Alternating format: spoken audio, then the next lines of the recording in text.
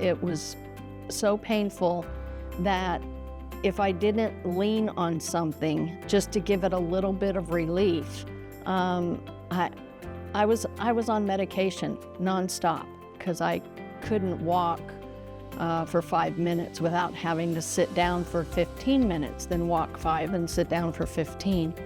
I cannot compliment them enough. Anybody who has questions, I've always referred them to him. He's in the hospital. He was referred to as the miracle worker.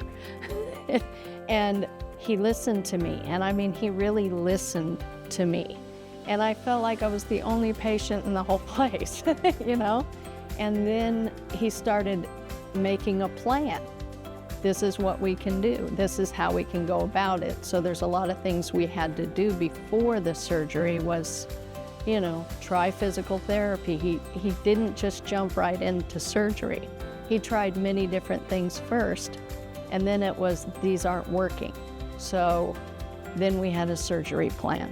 I think I've referred him to 3 or 4 different people. Just, you know, go talk to him, because I'm not a doctor, so I can't tell you what your issue is, but he always has a plan.